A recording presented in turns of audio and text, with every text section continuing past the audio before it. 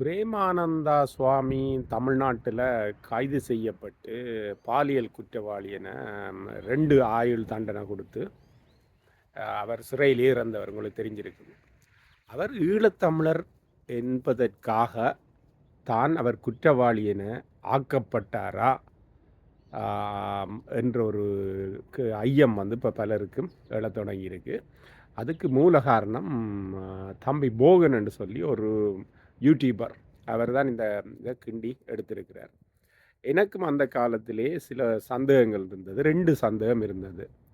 ஒன்று வந்து இவர் ராம்ஜித் மிலானி என்று சொல்லி ஒரு தமிழ்நாட்டில் இல்லை, இந்தியாவிலேயே மிகப்பெரிய ஒரு வழக்கறிஞர், அறியப்பட்ட ஒரு பெரிய வழக்கறிஞர். அவர் வந்து இவருக்காக வாதாடும்போது ஒரு விஷயத்தை வந்து வடிவாக முன் வச்சவர் என்னென்னு சொல்லி சொன்னால், அருள் ஜோதி என்ற ஒரு ஆள் தான் இவர் தன்னை பாலியல் பலாத்காரம் பண்ணினு சொல்லி முதல்ல குற்றஞ்சாட்டினவர்.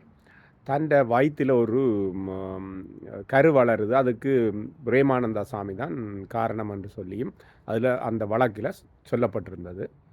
அப்போ ராம்ஜித் மிலானி ஒரு பெரிய லோயர் தானே. இப்போ இலங்கையில் வந்து ஜிஜி பொன்னம்பலம் மாதிரி, குமார் பொன்னம்பலம் மாதிரி இவர் ஒரு பெரிய லோயர். அப்போ இவர் சொல்லியிருக்கிறார், இந்தியாவில் இதில் நடக்கிறதுல இந்த டிஎன்ஏ டெஸ்ட் அதை நம்ப முடியலை, டிஎன்ஏ டெஸ்ட் மட்டும் எடுத்து கொடுத்தவை அது நம்ப முடியாது, நாங்கள் வந்து லண்டனில் ஒரு டிஎன்ஏ டெஸ்ட் செய்து எடுக்கிறோம்னு சொல்லி அந்த டிஎன்ஏ டெஸ்ட் லண்டனில் செய்யப்பட்ட அந்த பரிசோதனையில் வந்து அந்த கருவுக்கும் பிரேமானந்தா சாமிக்கும் எந்த சம்பந்தமும் இல்லை, அது அவற்றை மரபணு இல்லை என்று சொல்லி தீர்ப்பு வந்தது.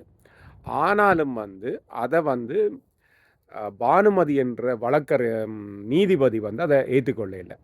அப்போ இது வந்து பார்த்திங்கன்னா இது வெளிப்படையான ஒரு யாரோ ஒரு பின்னுக்கு இருந்து இயக்கக்கூடிய ஒரு சக்தி இதில் இருக்குன்னு சொல்லி தம்பி போகனும் சொல்லியிருக்கிறார். இதிலேயும் வந்தங்களுக்கு பார்க்க தெரியும். ஏன் டில்லியில் எடுத்த மரபணு சோதனை வந்து பிரேமானந்தா சாமி என்று சொல்லுது, அருள் ஜோதியின் கருவில் இருக்கிறது, லண்டனில் இருக்கிறது, லண்டன் இங்கிலாந்தில் இருக்கிறது சொல்ல இல்லை. அப்போ இதுக்குள்ளே ஒரு மர்ம முடிச்சொண்டு இருக்குன்னு சொல்லி எல்லாரும் அப்போ பேசப்பட்டது.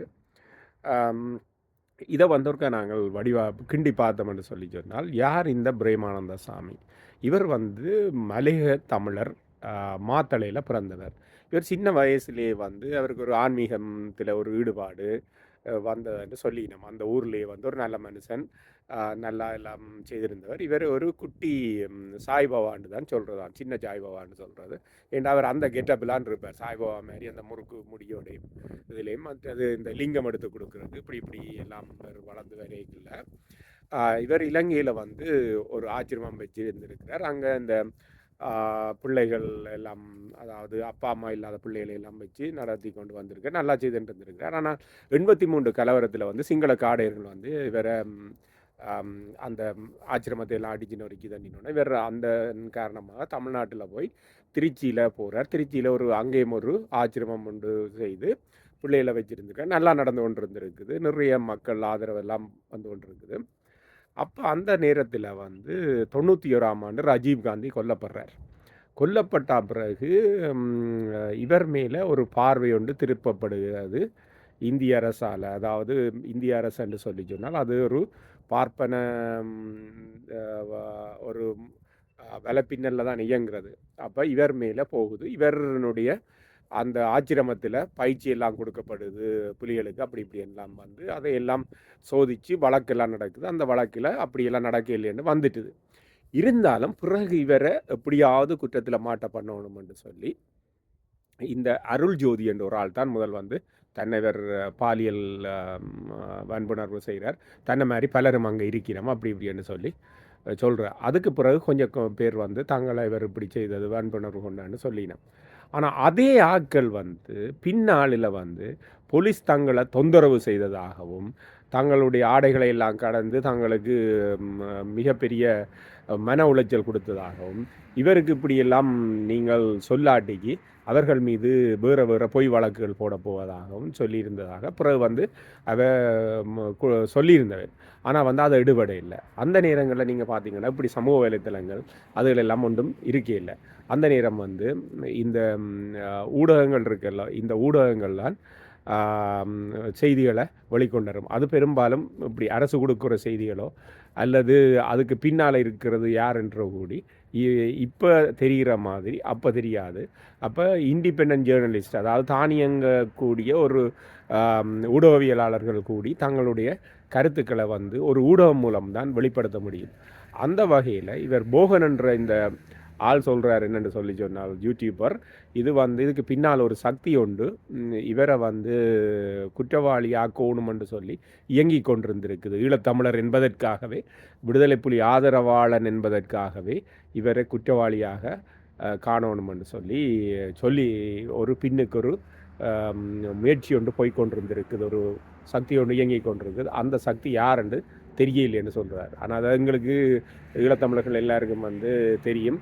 அதாவது பார்ப்பன ஆதிக்கத்துக்குள் இருக்கிற இந்திய ஆரிய பிராமணம் தான் வந்து அதுக்குள்ள பின்னால் இருக்கக்கூடிய நயவஞ்சகர்கள் என்று எங்களுக்கு தெரியும்.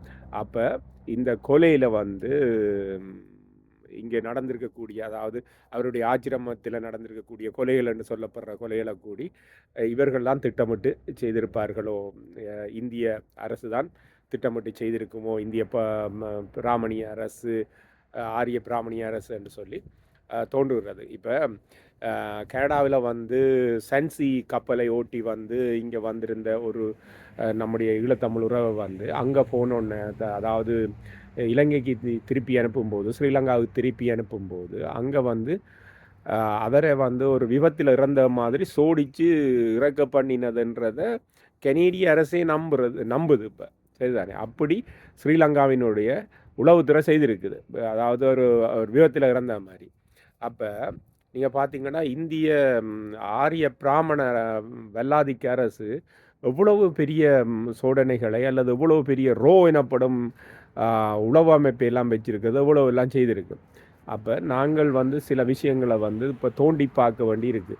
அவர் ஒரு சாமியார் தானே, செத்து போகட்டும்னு சொல்லியோ அல்லது அவர் ஒரு குற்றப்பழியோடு இருந்தால் நமக்கு என்ன, அப்படியெல்லாம் இருக்கக்கூடாது. இப்போ பார்த்தீங்கன்னு சொன்னால் இதே நிலைமை தான் வந்து தமிழன்ன்றதுக்காண்டி, அதாவது தமிழன்ன்றதுக்காண்டி பிரேமானந்தா சுவாமிக்கும் இப்படித்தான் நடந்திருக்குமா என்றது வந்து நமக்கு இப்போ எல்லாம் ஆச்சரியமாக கேள்விக்குட்படுத்துகிறோம். அப்போ அதே மாதிரி தான் அவர் ஈழத்தமிழன் என்பதற்காக பிரேமானந்தாவுக்கு நடந்திருக்கலாம், தமிழன் என்பதற்காக நடந்திருக்கலாம்.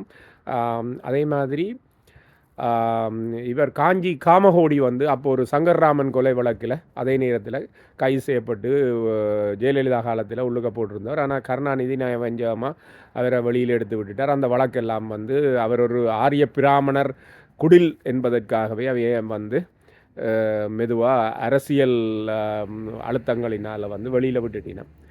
அப்போ இதே மாதிரி தான் வந்து நித்யானந்தாவுக்கும் தமிழனுங்கிறதுக்காகத்தான் அவரை வந்து இவ்வளவு தூரம் எல்லாம் ஓட விரட்டி இப்போ வந்து அவர் ஆஸ்திரேலியாவுக்கிட்ட ஒரு ஐலண்ட் ஒன்று வாங்கி அங்கே செட்டில் ஆகியிருக்கிற நிலைமை வந்ததோ என்றதெல்லாம் வந்து நாங்கள் ஒரு கிண்டி பார்க்க வேண்டிய ஒரு மிகவும் என்னென்று சொல்லி சொன்னால், தமிழன் என்கிறது என்ற இனத்துக்காக, அதாவது தமிழன் என்கிறதுக்காக எவரும் வந்து இப்படி ஆரிய பிராமண ஆதிக்கத்தாலேயோ பௌத்த சிங்கள பேரினவாதத்தாலேயோ வந்து குற்றஞ்சாட்டப்பட்டு பொய்யாக சோடிக்கப்பட்ட குற்றஞ்சாட்டப்பட்டு அவர்களை பழிவாங்கிறதுன்றதை வந்து நாங்கள் ஒருபோதும் அனுமதிக்கக்கூடாது.